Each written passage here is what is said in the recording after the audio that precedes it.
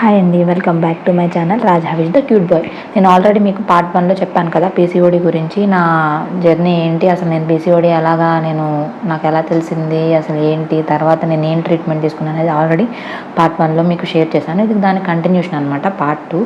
So పూణేలో అలాగా 1 month వాళ్ళు దివాళీ హాలిడేస్ అని చెప్పేసి వెళ్ళిపోయారు. ఇంకా నేను ల్యాప్రోస్కోపీ చేయించుకుందామని చెప్పేసి ఇంకా విజయవాడలో చేయించుకుందామని మాకు తెలిసిన డాక్టర్ దగ్గరికి వెళ్ళి నాకు మెడిసిన్స్ ఇచ్చారని చెప్పాను కదా.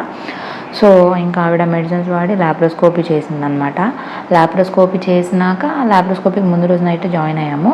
సో ల్యాప్రోస్కోపీ చేసిన తర్వాత ఆవిడ ఏం చెప్పిందంటే, చాలామందికి మా రిలేటివ్స్లో మాకు తెలిసిన వాళ్ళకి కూడా సేమ్ పీసీఓడి ఇష్యూ అయితే ఆమె కూడా ల్యాప్రోస్కోపీ చేయించుకుంటే ఆమెకి ట్విన్స్ బేబీస్ ప్రెగ్నెన్సీ వచ్చింది, పిల్లలు పుట్టారు.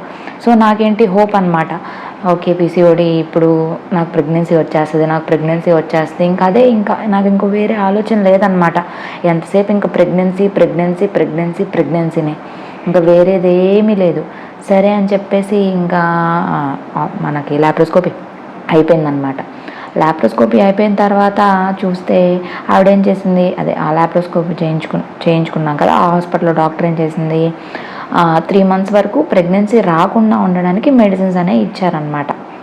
మెడిసిన్స్ అనేవి ఇచ్చి 6 monthsలో ప్రెగ్నెన్సీ వస్తుంది. ఇంకా లేదు అంటే కనుక జనరల్గా ల్యాప్రోస్కోపీ అంటే నీటి బుడగలు పగలు కొడతారు కదా, బ్లాస్ట్ చేస్తారు కదా. సో అది అయిపోయిన తర్వాత 6 months వరకు మళ్ళీ పెరగకుండా ఉంటాయి. 6 months తర్వాత యాస్టీస్ మళ్ళీ నార్మల్ మళ్ళీ బ్యాక్ ఎలా ఉండే అదివరకు పీసీఓడి అలాగా వచ్చేస్తుంది అనమాట. 6 months ఛాన్స్లో ఆవిడ 3 months ప్రెగ్నెన్సీ రాకుండా ఉండడానికి మెడిసిన్స్ ఇచ్చేశారు.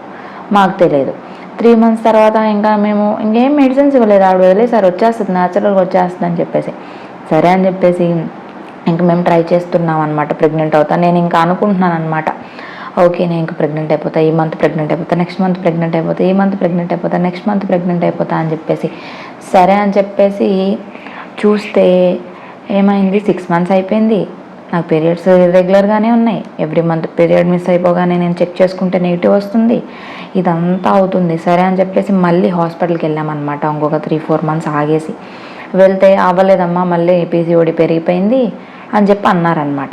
అదేంటి అంటే, ఏమో అందరికీ అవ్వదు కదా, సక్సెస్ రేట్ చెప్పలేము అది ఇది అని చెప్పి మళ్ళీ మెడిసిన్స్ వాడడం స్టార్ట్ చేశారు.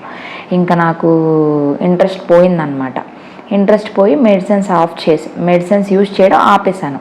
ఎప్పుడు 2000 ఎండింగ్ ఆ టైంకి ఇంకా మెడిసిన్స్ యూజ్ చేయలేదన్నమాట, వదిలేసాను, పూర్తిగా వదిలేసాను. మళ్ళీ గ్యాప్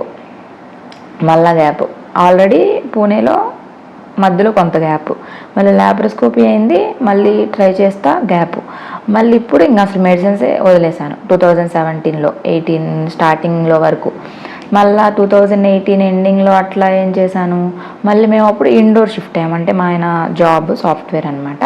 సో అప్పుడు పూణే నుంచి హైదరాబాద్ వచ్చాము ల్యాప్రోస్కోపీ అయినప్పుడు. దాని తర్వాత మళ్ళీ ఇండోర్ వెళ్ళామన్నమాట. ఇండోర్లో అక్కడ మదర్స్ హాస్పిటల్ అని చెప్పి ఒక హాస్పిటల్ ఉంది, అక్కడికి వెళ్ళాం. అక్కడ డాక్టర్ మంచిగానే చూసేవారు.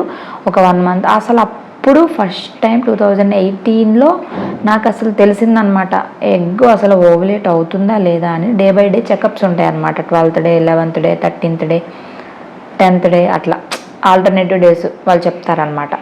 సో ఇంకా అలాగా చేయించుకోవాలని వాళ్ళు చెప్పారు. అప్పుడు నేను వెళ్ళి చేయించుకుంటే అసలు ఎగ్గే రిలీజ్ కావట్లేదమ్మా అని చెప్పారనమాట. 1 month నేను చూయించుకున్నాను. దాని తర్వాత కొన్ని ప్రాబ్లమ్స్ వల్ల నేను అక్కడ నుంచి ఊరు రావాల్సి వచ్చింది. సో ఇంకా అక్కడతో మళ్ళీ అది క్లోజ్, ఇంకా అక్కడ యూజ్ చేయలేదన్నమాట. ఇంకా అలాగా నేను తింటున్నాను నార్మల్గా, నాకు తెలియదు ఇది తినాలి ఇది తినకూడదు, అది ఇచ్చేయాలి అది చేయకూడదు. యాక్టివ్గా ఉండాలని తెలుసు, ఎక్సర్సైజ్ చేయాలని తెలుసు, యాక్టివ్గా ఉండేదాన్ని, ఎక్సర్సైజ్ చేసేదాన్ని. అయినా కొంచెం ఒళ్ళు బాగా ఉండేది. నేను అప్పుడు పీసీఓడితో ఉన్నప్పుడు నా ఫేస్ మీద పింపుల్స్, నా ఫేస్ ఎలా ఉండేది, నేను ఎంతలా ఉండేది అన్నీ మీకు షేర్ చేస్తాను, పక్కన పిక్చర్స్ యాడ్ చేస్తాను చూడండి. అయితే ఇంకా తర్వాత యాక్టివ్గా ఉంటున్నాను, అయినా సరే మొహం అంతా పింపుల్స్, గ్యాప్ లేకుండా పింపుల్స్, పీసీఓడి ఎక్కువైపోయి బాగా ఒళ్ళు వచ్చేసి ఇంకా అసలు బాగా నెగిటివ్గా డిప్రెస్డ్గా అలా ఉండేదాన్ని అనమాట. దాని తర్వాత ఇంకా ఏమైందంటే, ఇంకా 2018 అట్లా అయింది కదా. 2019 అంతా కూడా అసలు నేను మెడిసిన్స్ యూజ్ చేయలేదు. 2020లో మనకి కరోనా లాక్డౌన్ పడింది కదా. కరోనా లాక్డౌన్ టైంలో నాకు పీరియడ్స్ మళ్ళీ రాలేదు 4 months. అప్పుడు కొంచెం పొట్ట కూడా వస్తున్నట్టు, ఒళ్ళు వస్తున్నట్టు అట్లా ఉండేది. అప్పుడు ఏం చేసాము, యూరిన్ టెస్ట్ చేసుకున్నాను నేను. మళ్ళీ యూరిన్ టెస్ట్ చేసుకుంటే నెగిటివ్ వస్తుంది. అప్పుడు హాస్పిటల్స్ లేవు కదా, మనం చెకప్కి వెళ్ళాలంటే అసలు ఆ హాస్పిటల్స్కి వేరే వాళ్ళని అసలు రానివ్వట్లేదు. డెలివరీ ప్రెగ్నెన్సీ వాళ్ళని కూడా అసలు చెకప్లకే రానివ్వట్లేదు. అప్పుడు అంత ఇదిగా ఉండేది కదా. సో ఇంకేం చేశాను, అలాగే ఉండి ఉండి ఉండి ఉండి ఇంకా అమ్మ వాళ్ళ ఊరు వెళ్ళాను అనమాట. చీరాల అమ్మ వాళ్ళది. అమ్మ వాళ్ళ కొంచెం లాక్డౌన్ కొంచెం వదిలారు కదా, ఒక 1.5 మంత్కి. అప్పుడు అనమాట కొంచెం అమ్మ వాళ్ళ ఊరు వెళ్తే అక్కడ తెలిసిన డాక్టర్ దగ్గరికి వెళ్తే ఆమె చెక్ చేసి ఏం చెప్పిందంటే, అమ్మ ఫైబ్రాయిడ్ వచ్చేసింది గర్భసంచికి, అంటే యూట్రస్కి కరెక్ట్గా మధ్యలో ఉంది. అంటే ఇంకా ఫైబ్రాయిడ్ అంటే ఒక గడ్డ ఉంది మధ్యలో, కరెక్ట్గా అది తీసేయాలి. అది 5x5 సెంటీమీటర్. ఫస్ట్ చిన్నగా ఉండేది, చిన్నగా ఉంది, పర్లేదు. ఇప్పుడు మీరు కనుక ప్రెగ్నెన్సీకి ట్రై చేసి ప్రెగ్నెన్సీ వస్తే ప్రెగ్నెన్సీ ప్లస్ గడ్డ తీసేయవచ్చు. లేదు అంటే కనుక గడ్డ తీయాలంటే మన యూట్రస్ లోపల నుంచి తీయాలి కదా. సో ఎప్పుడైనా ఒక చిన్న నరం కట్ అయినా సరే యూట్రస్ మొత్తం పోతుందమ్మా, మీరు అలా ట్రై చేసి చూడండి, ఎందుకు రిస్క్ తీసుకోవడం అని అలా చెప్పారనమాట. సరే అని చెప్పేసి ఇంకా ఇంట్లో డిస్కషన్ అంతా జరిగినాక ఇంకా మళ్ళీ ఈ డాక్టర్ మాటే కాదు అని చెప్పి మళ్ళీ ఇంకొక హాస్పిటల్కి వెళ్ళాం విజయవాడలో.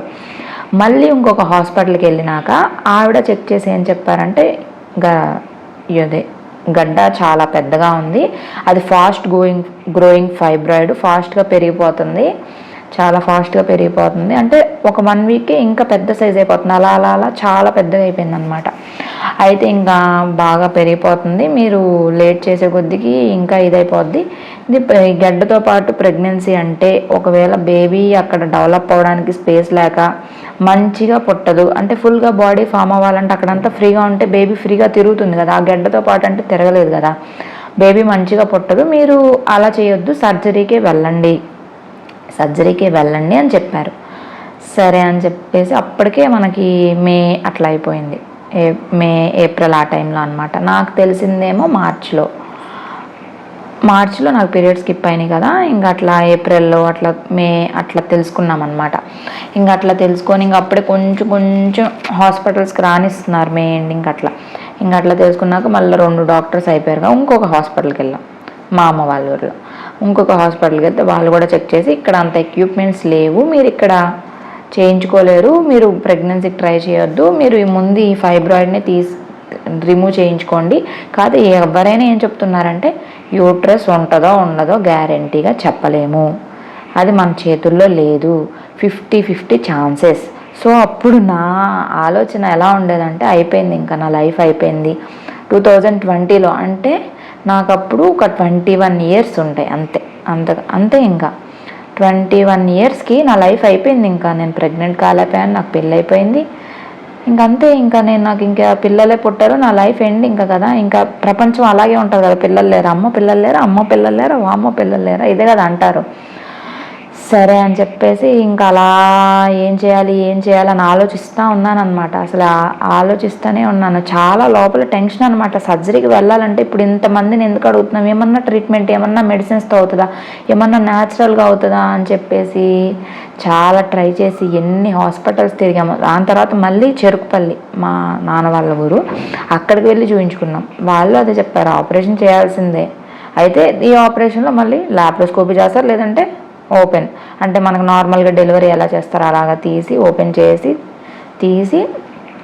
తీయాల్సి వస్తుంది అని చెప్పారు 2020లో. సో ఇంకా ఏమైందంటే సరే ఏదైతే అది అయిందని చెప్పి డేర్ చేసి దేవుడికి దండం పెట్టుకొని, దేవుడా ఈ ఆపరేషన్ మంచిగా సక్సెస్ అవ్వాలి, గర్భసంచి పోకూడదు. అసలు ఆ టైంలో అసలు ఎలా ఉండేదంటే అది చెప్పలేదు కదండి, అది ఎవ్వరని చెప్పలేము, ఆ పడేవాడికే తెలుస్తుంటారు. పక్కన వాళ్ళు వచ్చి ఎంత ధైర్యం చెప్పినా మనకు ఎంత భయం వేస్తుంది. సర్జరీ రూమ్లోకి వెళ్ళే వరకు గర్భసంచి ఉంటుంది, బయటకు వచ్చేసరికి లేదమ్మా పోయింది, నరం కట్ అయిపోయిందని డాక్టర్స్ చెప్తే వాళ్ళని ఏం అనలేం కదా, వాళ్ళు ముందే చెప్తున్నారు 50-50 ఛాన్సెస్ అని. వాళ్ళ మీద వాళ్ళు ఎప్పుడు పెట్టుకోరు, మనకి ఎవరికి ఏముంటుంది, అందరూ సపోర్ట్ చేస్తారు కొన్నాళ్ళు, కానీ లైఫ్ లాంగ్ పడాల్సింది మనం కదా. ఇప్పుడు ఎవరికైనా ఉంటుంది బేబీ ఉండాలి మన లైఫ్లో అని. కాకపోతే ఇంకా మా హస్బెండ్ ఏమన్నారు, ఒకవేళ పోతే పోనివ్వు, మనం అడాప్ట్ చేసుకుందాం, కానీ టెన్షన్ పడుతుంది, కానీ ఎంతైనా మన బిడ్డ అని ఆశ ఉంటుంది.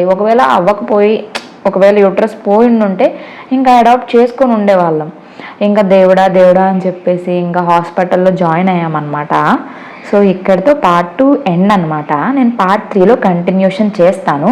ఇంతకంటే లాంగ్గా చూడలేరు కదా, ఫుల్గా వీడియో అనేది చూడండి. నా వీడియో కనుక నచ్చితే లైక్ చేయండి, షేర్ చేయండి, సబ్స్క్రైబ్ చేసుకోవడం మాత్రం మర్చిపోవద్దు. ఓకేనా? బాయ్ అండి. Thank you for watching.